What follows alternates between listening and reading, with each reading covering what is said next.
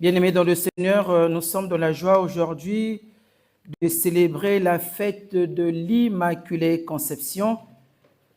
Surtout pour nous qui sommes en neuvaine aujourd'hui, nous allons clôturer la neuvaine tout à l'heure à 21h. Cette messe est célébrée d'abord pour tous celles et ceux qui sont en neuvaine partout dans le monde, pour celles et ceux qui font aussi cette neuvaine, les fidèles de notre prieuré. Cette messe est célébrée pour des intentions particulières de la famille Gracia. Elle est demandée par Gracia Martin pour sa famille. Nous célébrons aussi cette messe en action de grâce pour notre sœur Fifi Letangudilao, qui la demande aussi pour elle-même et tous ses enfants, tous ses petits-enfants. Nous prions aussi pour Albert Ngansier pour sa santé. Elle est aussi demandée par la famille Lisha, pour la famille Mabanza, Molangi et toute la famille Lisha. Nous prions aussi avec notre sœur Bérangère qui la demande pour elle-même et pour son fils Karel. Nous célébrons aussi cette messe pour les intentions particulières de notre frère Anselme Mingi, de notre sœur Anne-Marie Moupoyi, de Mbia Jacqueline, de Maria Chota et de Joséphine Toussevert et sa famille. Je tiens à rappeler que c'est notre sœur Joséphine Toussevert qui nous a fait don de ce bel ornement que nous portons, et nos prières aujourd'hui sont aussi portées pour... nous prions aussi pour toutes ces intentions, nos prières sont portées vers sa famille. Nous prions aussi avec notre sœur Alida Moku Zoualou, qui demande cette messe pour ses intentions, et pour tous les prêtres, tous les religieux et religieuses des Oblats de Marie. Aujourd'hui, c'est notre fête, qu'elle soit Oblat de Marie Reine, Oblat de Marie Immaculée, tous les Oblats, c'est notre fête. Donc, nous célébrons aussi cette messe pour tous celles et ceux qui ont cette vocation mariale. Nous portons aussi dans notre prière notre frère et confrère, l'abbé Dalem Passy, qui célèbre aujourd'hui son anniversaire de naissance, puisque lui-même fait aussi partie des Oblats de Marie Immaculée. Nous prions pour le repos de l'âme de Raëli Fayette. Cette messe est demandée par notre frère Robert pour le repos de l'âme de son fils.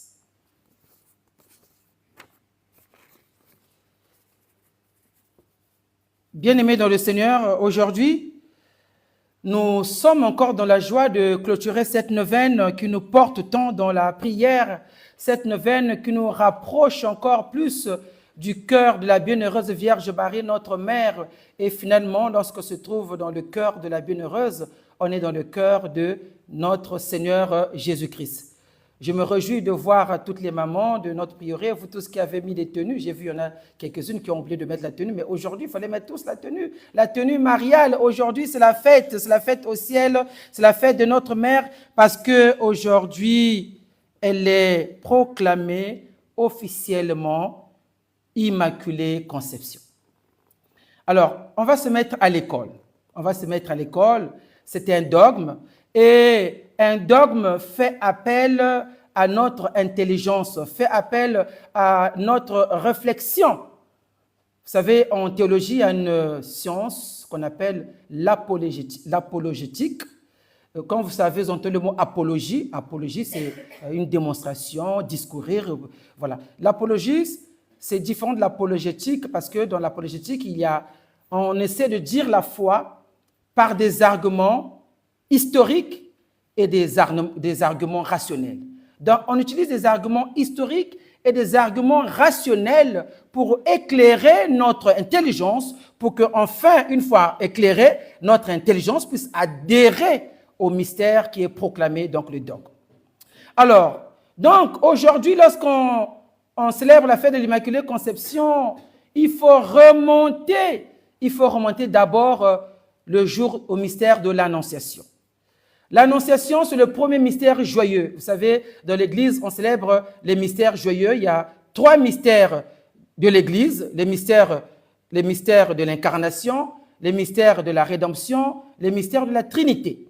Et les mystères du rosaire, on célèbre 3 mystères, on célèbre 5 mystères joyeux. Donc le premier mystère joyeux, c'est le mystère de l'Annonciation. Alors aujourd'hui, nous allons repartir au mystère de l'Annonciation, puisque dans le mystère de l'Annonciation, il est dit implicitement que la bienheureuse Vierge Marie, elle est conçue sans péché. Reprenons le message de l'ange. Que dit l'ange lorsqu'il est apparu à Marie? Il dit, réjouis-toi Marie, pleine de grâce.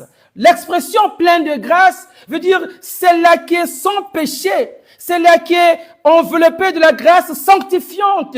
Une seule fois, cela a été dit de tous les hommes, c'est à la bienheureuse Vierge Marie. Elle est pleine de grâce. Donc cette appellation, cette salutation de l'ange qui dit pleine de grâce, annonce déjà, prépare déjà nos cœurs à ce dogme qui n'est autre que l'Immaculée Conception.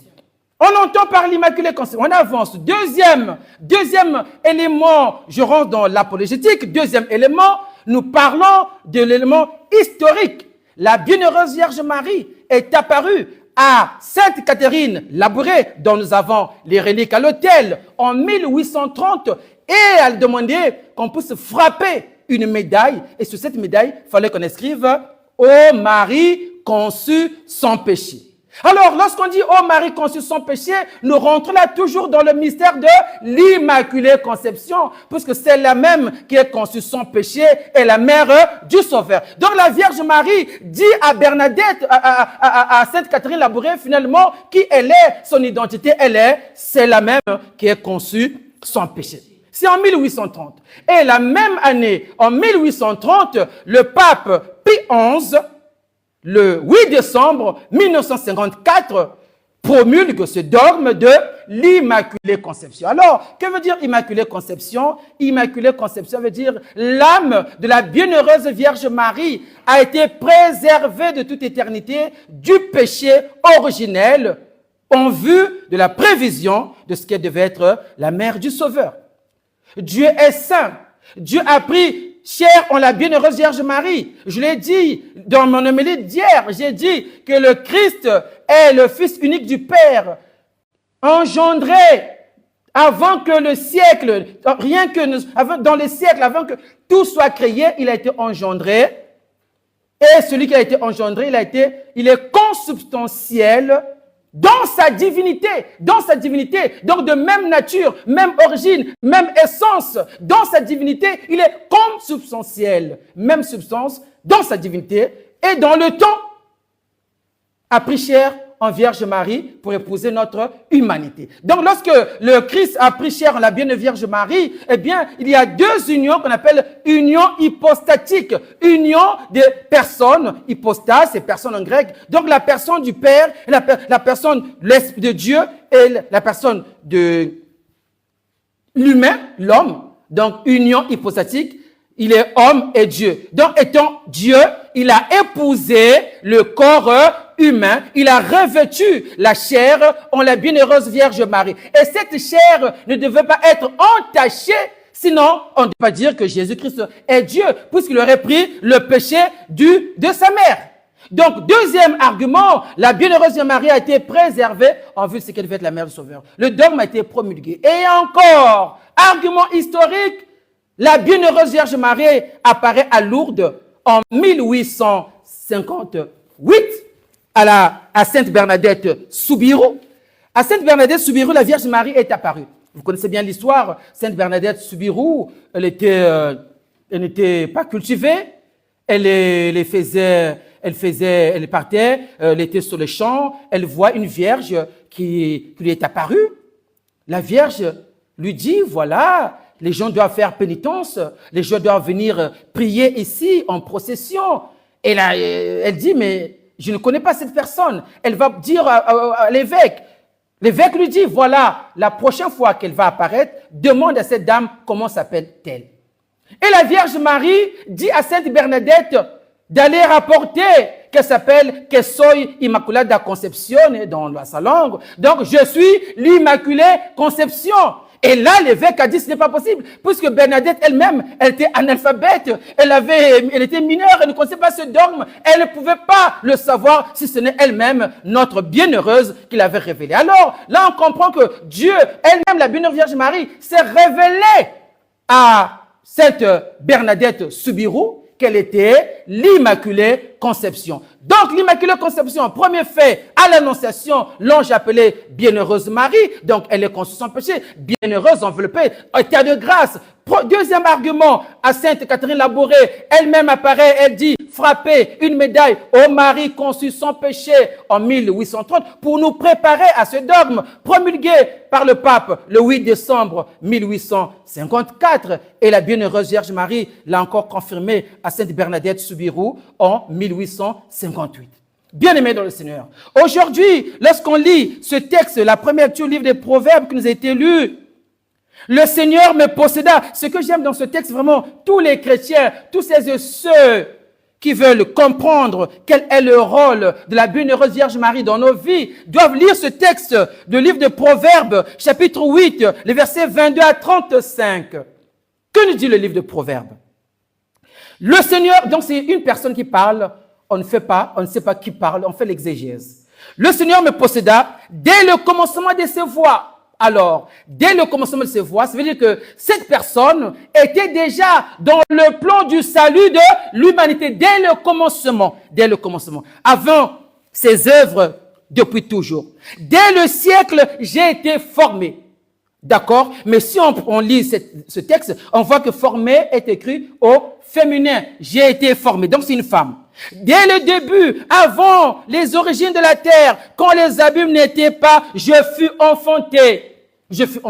Toujours une femme. Elle dit, quand il n'y avait pas de source jaillissante, avant que les montagnes aient leur assise, avant les collines, je fus enfanté. Toujours cette femme. Jusqu'à présent, on ne sait pas. On sait que cette personne qui parle, c'est une femme. Au fur et à mesure qu'on va avancer dans ce texte, on va comprendre finalement qui peut être cette femme, puisqu'il y aura des signes, des arguments rationnels qui peuvent nous aider à comprendre finalement quelle est cette personne qui parle. Déjà, on sait que c'est cette personne qui parle au féminin. Avant qu'il n'y ait fait, alors qu'il n'avait fait ni la terre, ni les fleuves, ni les premiers éléments de l'univers, lorsqu'il établissait les cieux, j'étais là. Lorsqu'il traçait l'horizon à la surface de l'abîme, lorsqu'il fixait en haut les nuées, lorsqu'il établissait les sources de l'abîme, lorsqu'il imposait sa limite à la mer pour que les eaux n'en franchissent pas le bord, alors qu'il posait les fondements de la terre. J'étais près de lui comme le maître d'œuvre. Je faisais ses délices jour après jour, jouant devant lui en tout temps, jouant par tout l'univers de mes délices, je les trouve dans le Fils. Et mes délices, je les trouve avec les fils des hommes. D'accord? Et maintenant, alors là, c'est cette partie qui va encore éclairer notre entendement. Elle dit, et maintenant. Alors, une personne qui dit, et maintenant, la personne parle avec autorité. Donc, cette femme-là qui dit, et maintenant, elle dit, et maintenant, fils, écoutez-moi. Alors, et maintenant, fils, écoutez-moi, c'est-à-dire que cette personne est pour nous un parent. Donc, ce n'est pas un homme, c'est une femme. Donc, elle est pour nous une. Oh, je n'entends pas. Elle est pour nous une. Elle dit, et maintenant, fils, écoutez-moi. C'est-à-dire que nous sommes ses enfants. Ah, donc cette femme est pour nous une mère. D'accord. Heureux qui observe mes voies. Donc cette femme, cette mère, cette femme qui dit qu'elle est notre mère, elle veut qu'on observe ses voies. Elle dit, heureux qui observe mes voies. Écoutez l'instruction et vous serez sages, ne la rejetez pas. Donc cette maman, cette mère demande qu'on puisse suivre ses voies, qu'on puisse suivre ces instructions pour qu'on soit sage. J'ai dit, ne les rejetez pas. Heureux l'homme qui m'écoute. Donc l'homme qui écoute cette femme qui dit qu'elle est pour nous une mère, l'homme qui m'écoute. En veillant à ma porte jour après jour, en observant l'entrée de ma maison, qui me trouve à trouver la vie. Alors, cette phrase qui me trouve à trouver la vie montre bien que cette femme, c'est la mère de celui qui est la vie. De celui qui est la vie. Matthieu 16, verset 16. Mais toutes ces choses ont été écrites afin que vous croyiez que Jésus est le Christ. Le Christ, donc l'envoyé, le Messie, le Fils de Dieu, et qu'en croyant, vous ayez la vie. Donc, qui me trouve à trouver la vie. Donc, qui trouve cette femme qui est pour nous une mère à trouver la vie. La vie, c'est qui? C'est Jésus. Qui trouve cette femme trouve le Christ. Parce que là où se trouve le Fils, là où se trouve la mère. Donc, cette femme qui parle, c'est la bienheureuse Vierge Marie. Ce texte est accordé à la bienheureuse Vierge Marie qui me trouve à trouver la vie. Il obtiendra la faveur du Seigneur. Et finalement, on comprend que la vie, c'est notre Seigneur Jésus-Christ qui nous accorde la rédemption, la faveur, la rédemption du Seigneur. Donc, le salut. Le salut se trouve en son Fils, qui trouve la femme, qui trouve la mère, qui va frapper jour après jour à sa porte, va trouver cela même qui nous accorde la vie éternelle. Voilà, bien-aimés dans le Seigneur, sur ce que je peux dire sur ce texte. Ce texte qui nous montre l'image de la bienheureuse Vierge Marie, elle est avant tout pour nous une mère. Au pied de la croix, Jésus a dit à Jean, « Jean, voici ta mère. Femme, voici ton fils. » Depuis ce jour-là, la bienheureuse Vierge Marie est devenue pour nous notre mère, notre mère. Et elle parle ici dans ce texte comme avec l'autorité d'une mère. Il dit, et maintenant, fils, écoutez-moi, nous sommes ses enfants, écoutons l'instruction de la bienheureuse Vierge Marie. Et si nous écoutons son instruction, nous serons sauvés, nous allons trouver la vie. En veillant jour après jour à sa porte, devant sa porte, veiller jour après jour devant sa porte, c'est lorsque nous récitons le chapelet, lorsqu'on fait le rosaire. À chaque fois qu'on dit, je vous salue Marie, pleine de grâce, priez pour nous. Je vous salue Marie, priez pour nous. En veillant jour après jour devant sa porte, dans le chapelet, dans l'adoration, devant son Fils. Eh bien, nous allons trouver la vie en son Fils, qui est notre Rédempteur, qui vient essuyer nos larmes, qui vient étancher nos soifs. Bien-aimés dans le Seigneur, nous devons donc comprendre aujourd'hui que c'est la même qui a été exemptée du péché, ne peut que nous conduire sur le chemin de sainteté, puisque ce que le monde ne peut contenir, Dieu l'a enfermé dans son corps. Ce que le monde ne peut contenir, Dieu l'a enfermé dans son corps. Le monde, Dieu l'a enfermé. Le Christ a été enfermé dans le corps de la bienheureuse Vierge Marie. Je vais plus loin. Je vais plus loin parce qu'aujourd'hui, on voit beaucoup de choses. Beaucoup de gens qui disent tout est n'importe quoi, surtout dans les réseaux sociaux. Les gens se sont présentés maintenant, tout le monde comme étant des sachants, des savants, alors qu'ils n'ont même pas pu s'asseoir dans une école de théologie, même un jour. Aujourd'hui, tout le monde veut parler de la bienheureuse Marie. Je veux dire une chose encore. Sachez que la bienheureuse Vierge Marie, notre mère, a commencé d'accompagner le Christ dans sa mission d'évangélisation, de sanctification. Dès le jour de l'annonciation, deuxième mystère joyeux, c'est la visitation.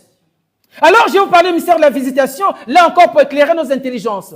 Lorsque la bienheureuse Vierge Marie va rendre visite à sa cousine Élisabeth, qui était enceinte, Marie aussi était enceinte, mais lorsqu'elle arrive, la rencontre qui devait être une rencontre de deux personnes, de Marie et d'Élisabeth, devient une rencontre de Jésus avec Jean le Baptiste.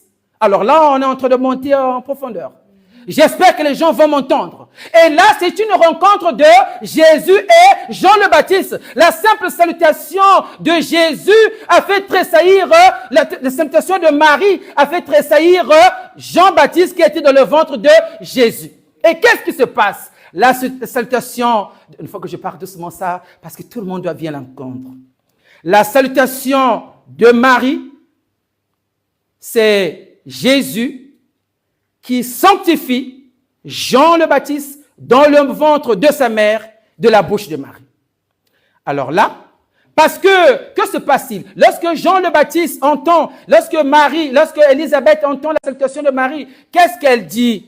Dès que tu m'as salué, comment se fait-il? La mère de mon sauveur vient jusqu'à moi. La mère de mon sauveur. Donc là, c'est une profession de foi. Marie n'est plus la cousine d'Élisabeth simple. Dès que l'enfant Jésus, lorsque Dieu a pris chair en elle, elle est devenue la mère du sauveur. Elle est devenue la mère du Sauveur. Elle n'est plus ma cousine. Elle est maintenant la mère du Sauveur. Lorsque Marie salue Élisabeth, écoutez-moi bien, ce que Jean le Baptiste va confirmer lorsqu'il verra Jésus. Jean le Baptiste, en tressaillant dans le ventre de la bienheureuse Vierge Marie, elle dit, mon Seigneur et mon Dieu. Jean-Baptiste, en tressaillant, l'acceptation de Jésus de la bouche de la bienheureuse Vierge Marie, les oreilles d'Élisabeth qui informent, qui servent qui transmettent le message à Jean. Jean le Baptiste qui est dans le ventre, en tressaillant, il reconnaît là que la voix qui me parle, c'est la voix de mon Seigneur et mon Dieu. Voici l'agneau de Dieu. Plus tard, Jean le Baptiste va dire, voici l'agneau de Dieu. C'est lui qui enlève le péché du monde. C'est lui que le monde entier attendait. C'est lui qui viendrait délivrer l'humanité tout entière. Lorsque Jean va croiser Jésus avec les disciples, il va dire, voici l'agneau de Dieu, celui qui enlève le péché du monde. Je ne suis pas digne de défaire même la croix de ses sandales. Donc la rencontre d'Élisabeth et de Marie, ça devient une rencontre de Jésus et Jean le Baptiste. Donc comprenez que ma bienheureuse Vierge Marie a commencé à engendrer l'enfant Jésus dans son mystère du salut dès son ventre. Dès son ventre. Il y aura encore un autre engendrement à Cana lorsqu'il va dire ils n'ont plus de vin. Elle va dire ils n'ont plus de vin. Et c'était pour la première fois. Jésus n'avait pas encore commencé sa mission. Sa mission. Mais sous l'impulsion de sa mère, Marie a engendré Jésus, notre Sauveur, dans le mystère de l'incarnation. Elle a encore engendré Jésus une seconde fois dans le mystère au moment de sa mission. Pour commencer sa mission, le salut de l'humanité, c'est à la demande de Marie. Dans sa mission salvifique, Jésus doit commencer. Ils n'ont plus de vin. C'est Marie qui engendre une seconde fois Jésus dans sa mission de salut de l'humanité. Ils n'ont plus de vin. Ils n'ont plus de vin. Femme, que me veux-tu? Mon heure n'est pas encore venue. Mais qu'est-ce que la bienheureuse Vierge Marie a dit? Faites tout ce qu'il vous dira de faire. Faites tout ce qu'il vous dira de faire. Faites tout ce qu'il vous dira de faire. On repart là dans le texte qu'on vient d'écouter, le livre qu'on vient d'écouter, la bienheureuse Marie qui m'écoute et dit, écoutez l'instruction que je vous donne. Écoutez l'instruction que je vous donne. Et ceux-là, ils étaient sages. Ils ont écouté l'instruction que la bienheureuse Vierge Marie avait donnée. Faites tout ce qu'il vous dira de faire.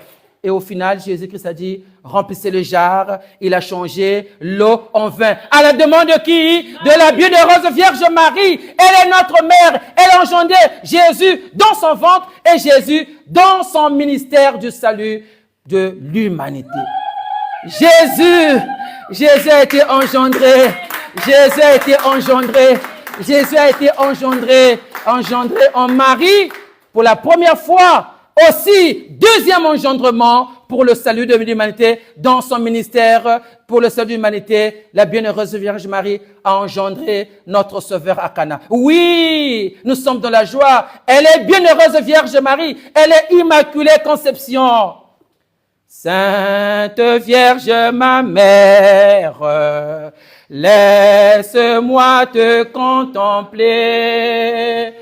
Dans la douce lumière de ton cœur immaculé, dans la douce lumière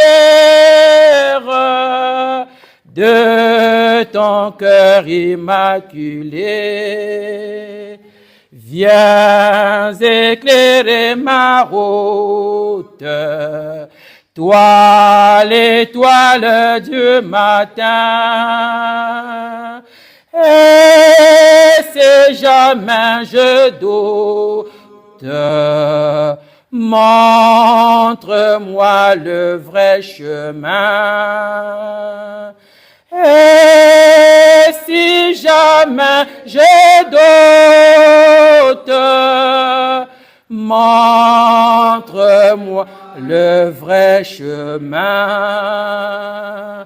Que ta douce présence me protège à tout jamais. Ô Vierge du silence,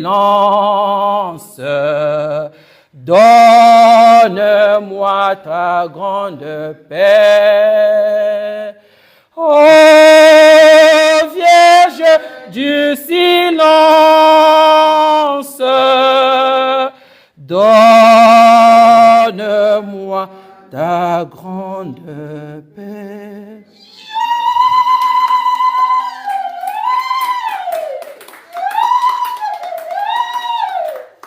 Que la bienheureuse Vierge Marie, l'Immaculée Conception, puisse porter à son Fils, notre Sauveur, toutes nos supplications et que nous aussi, à la suite de cette mère, nous puissions trouver celui-là même qui est la vie, notre Sauveur, le Rédempteur Jésus-Christ, au nom du Père, du Fils et du Saint-Esprit, ainsi soit-il.